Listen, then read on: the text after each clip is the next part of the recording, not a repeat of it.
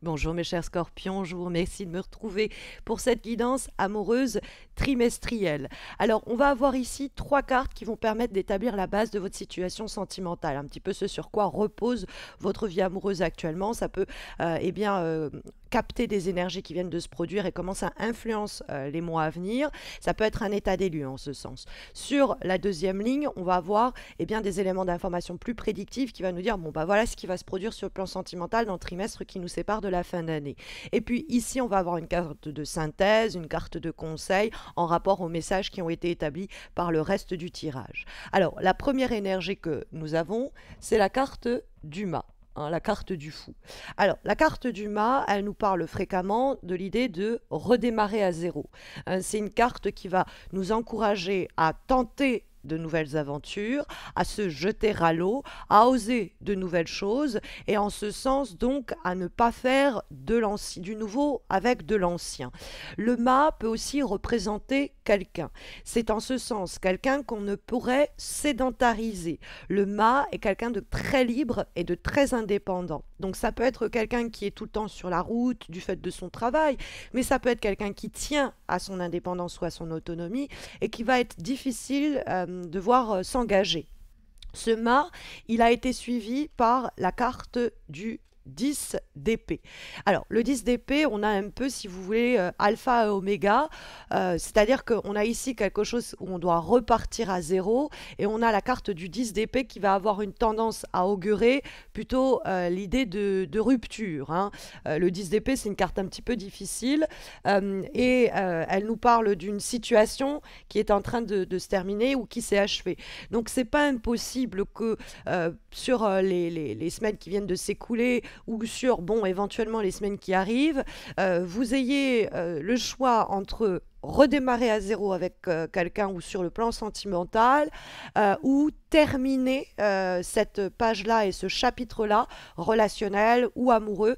On pourra comprendre donc d'une relation déjà en cours ou de une relation qui se cherche. Parce que le 10 d'épée, c'est normalement une carte plutôt de rupture, ou c'est une carte qui nous dit, bon, assez de souffrance dans ce cadre-là, il est temps d'aller chercher des réjouissances amoureuses dans d'autres cadres, dans d'autres situations, d'aller inspecter de nouveaux horizons. Le 10 d'épée peut nous dire que vous vous êtes senti même trahi, ça peut être les coups de couteau dans le dos qu'on vous a mis et que vous portez encore aujourd'hui. Le mât, il va justement essayer de se délivrer et de se libérer de ces carcans-là, de cette souffrance-là, ou alors, bon, c'est peut-être le mât par son instabilité et l'insécurité qu'il a généré dans votre relation, qu'on arrive au 10 d'épée à une rupture inévitable. Alors, on va avoir ensuite la carte du 5 d'épée, qui est aussi une carte un petit peu compliquée. Alors, le 5 d'épée, c'est une carte en général de défaite, d'échec, et c'est vrai que c'est une carte qui va en général augurer l'idée que on doit accepter cet échec-là. Donc, c'est vrai que le 10 d'épée qui est suivi du 5 d'épée, on a le sentiment qu'avec ce mât, avec cette personne où il y avait quand même une étincelle, mais qu'on va trouver peut-être au fond assez égoïste, il n'y a pas d'issue. Le 5 d'épée, c'est accepter que c'est mort, et l'idée que c'est mort, c'est le 10 d'épée qui nous l'exprime. Donc c'est vrai que la base de pyramide, entre guillemets, la base de ce tirage, vous indique tout de même que il y a le besoin de faire fi des échecs et des souffrances, des trahisons et des ruptures passées, et de s'offrir un renouveau dans le cadre donc soit de cette relation, parce qu'il y a eu trahison, parce qu'il y a eu des difficultés, et on s'est dit, allez, on essaye de redémarrer à zéro et faire fi de ce qui s'est produit. Et puis, ça peut être sinon, justement, et je pense, compte tenu des énergies qui vont suivre, que le tirage vous indique qu'il faut retrouver votre propre indépendance, votre propre autonomie, laisser ce cycle très dur qui s'achève derrière vous. Le 10 d'épée et le 5 d'épée, ça peut être le sentiment d'échec répété, ça n'a pas marché avec celui-ci, ça n'a pas marché avec celui-là, et on accuse le coup. Mentalement, c'est pas facile parce qu'on est beaucoup sur le psyché et sur la communication. Et donc le mât, vous voyez, il tourne le dos à ces énergies et il se dit, ok, allez, je reprends à zéro, 2022 sera pour moi l'année de l'accomplissement amoureux et je vais faire tout ce qui est en mon pouvoir pour, sur les mois qui me séparent de la fin de 2021, me donner les moyens de redémarrer à zéro pour faire de nouvelles rencontres. on va avoir, ou pour redémarrer à zéro dans le cadre de cette nouvelle relation. On va avoir ensuite la carte de la papesse qui va être suivie par une autre lame majeure, à savoir la carte de la lune. Or, cette carte de la lune, c'est une lame qui va nous parler, avec la papesse, de clandestinité. Hein, les deux cartes, c'est vrai que ça peut nous parler d'une relation d'adultère, d'une relation cachée. Alors, je n'ai rien contre, hein, je fais partie des personnes partisanes du pour vivre heureux, vivons cachés. C'est pourquoi vous ne me voyez pas. Mais en réalité, il y a dans le cadre affectif surtout l'idée qu'on ne se montre pas, donc qu'on se cache ou qu'on ne dit pas, qu'on n'exprime pas clairement nos sentiments. Donc c'est vrai que la papesse et la carte de la lune peuvent induire une situation qui reste floue, une situation, si vous voulez, à propos de laquelle on attend que vienne à surgir quelque chose, et ça reste un peu l'idée qu'on marche sur des œufs, que tout n'est pas clairement exprimé. Mais la papesse, elle est en train d'attendre. Elle attend visiblement la période aussi hivernale que la lune peut indiquer. La lune, c'est l'hiver et il faut le savoir, la papesse, c'est la période de gestation.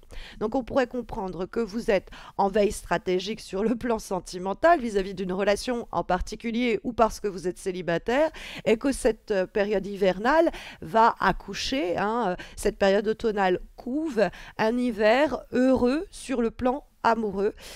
Mais voilà, la papesse, elle doit attendre un petit peu. Alors ça peut être une intimité qui, au fur et à mesure des mois qui nous séparent de cet hiver et donc de cette fin d'année, va être cultivée, nourrie, sans que pour autant tout soit clairement énoncé et affirmé. Alors pour les personnes qui cherchent à avoir un enfant, c'est aussi la bonne période. Cet hiver pourrait donner lieu à une grossesse là où vous aviez fini par abandonner, lâcher l'affaire. Peut-être que vous avez trouvé dans le couple une nouvelle méthode pour concevoir un enfant et que ça va finir par payer.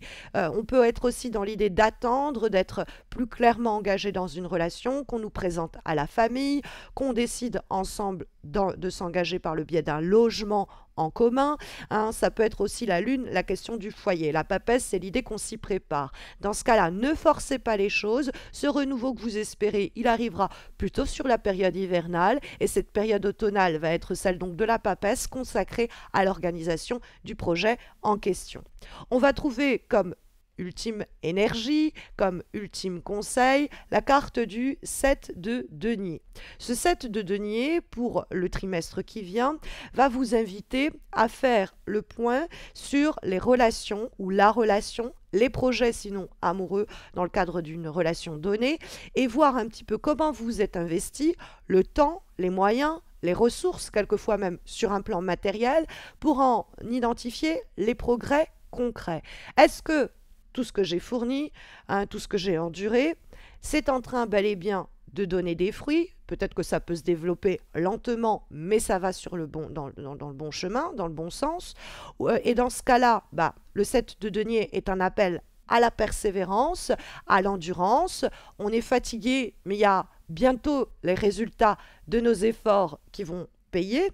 Ou alors, si on se rend compte au cours de ce trimestre qui vient que qu'importe notre patience, qu'importe ce qu'on a enduré, même si on a une volonté de redémarrer à zéro sur le plan sentimental et qu'avec cette personne, avec cette relation, ça n'avance pas et que ça reste flou et que ce n'est pas du coup les résultats que vous espériez, c'est-à-dire en rapport avec tout ce que vous avez investi, eh bien, vous n'êtes pas satisfaite. Alors, prenez les décisions adéquates et réorientez-vous, repensez votre relation, revoyez vos objectifs, parce que la carte du 7 de denier est une invitation effectivement à voir si le jeu en vaut la chandelle. Si vous avez le sentiment que c'est bien en train de couver quelque chose et que vous pouvez en observer les petits progrès matériellement et concrètement, continuez, ça vaut le coup de persévérer. En revanche, si vous avez le sentiment que vous attendez quelque chose qui ne vient pas et vous ne sentez aucune progression dans l'évolution de votre situation amoureuse avec cette personne, dans ce cadre-là, alors il serait peut-être temps de prendre des décisions adéquate et accepter éventuellement un échec, se dire bon ça marche pas, il faut que je me réoriente parce que si cette guidance couvre la période trimestrielle et en ce sens automnale, il semblerait que ce qui va être le plus fécond pour vous, mes chers scorpions, c'est la période hivernale. Donc plutôt le premier trimestre, on y reviendra, hein, puisque je ferai certainement des guidances à ce propos, mais on a comme cette idée de quelque chose qui se prépare au cours de cet automne, que vous en êtes responsable par des décisions fortes en vous disant je redémarre à zéro, ou je laisse en tout cas derrière moi les souffrances passées pour couver quelque chose qui va vraisemblablement émerger, tout en gardant à l'esprit que au cours du trimestre qui vient, il faut voir si les progrès sont au rendez-vous, même minimes, mais au moins quelques progrès matériels et concrets dans la relation, dans la situation, dans le couple. Si c'est le cas, voilà, on prend sur soi et on continue de s'investir. En revanche, si ce n'est pas le cas, on va revoir un peu peut-être notre investissement à la baisse ou repenser la relation et la situation en elle-même pour adopter un comportement peut-être un peu différent de celui qui aura été le nôtre au cours de cette période, notamment automnale. Voilà en tout cas les guidances que les cartes vous délivrent pour le trimestre qui nous sépare de la fin d'année 2021. En espérant que cette guidance saura vous accompagner, n'hésitez pas à liker cette vidéo, vous abonner à ma chaîne et laisser un commentaire. Je fais déjà des horoscopes mensuels, ça me prend énormément de temps. Donc les guidances amoureuses trimestrielles, c'est un projet un peu. Je ne suis pas certaine que je vais le faire. Donc si je vois que vous êtes très motivé pour me voir continuer ce projet, je le ferai. Et donc n'hésitez pas à laisser un message. Si vous avez besoin d'un conseil plus spécifique, n'oubliez pas que je fais d'ailleurs donc des horoscopes mensuels, donc n'hésitez pas à consulter votre horoscope du mois pour avoir on va dire un complément d'information à cette guidance. Et puis vous pouvez me retrouver sur Insta et sur Facebook où je présente aussi des guidances chaque semaine, des guidances hebdomadaires. Une raison de plus pour m'y retrouver, vous avez le lien en descriptif de cette vidéo. Voilà, je vous retrouve très vite pour les horoscopes prochains et je vous dis à très bientôt, j'espère, mes chers scorpions.